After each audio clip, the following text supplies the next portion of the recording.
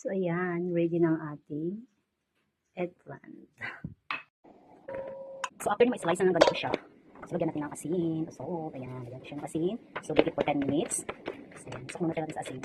So, habang natin yung ating eggplant, makababad sa asin, so, mag-iwan natin ng bawang at sibuyas. So, ayan, 10 minutes na siya nakaso. So, bitain na lang natin. Tanggal natin ng katas. Diyan natin makatanggal ng katas, lagyan natin siya sa, i-dry natin siya. So, nagpainit na tayo ng mantika, so, i-deep fry muna natin siya. Ayan, natin siya. So, ayan, medyo nag-golden brown. So, pwede na natin hangin, set-aside natin. So, ayan, isa na tayo ng bawang at sibuyas. So, ayan natin namin. So, meron pala akong nagirang bell pepper, so ihalo ko na lang. Pasta. So, ayan, meron ko na soy sauce. Ayan. Flavored vinegar. Pwede rin naman yung vinegar, plain lang. Kung may flavored vinegar, so vinegar na kasi vinegar. So, yung salad vinegar. So, ayan natin.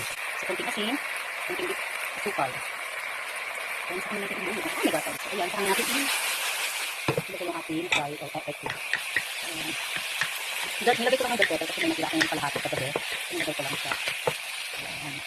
Tapos, cornstarch. Lagyan natin tubig para mag-cream siya. Ayan. Tapos, lagyan natin ng konting dark soy sauce. Konti lang. Ayan.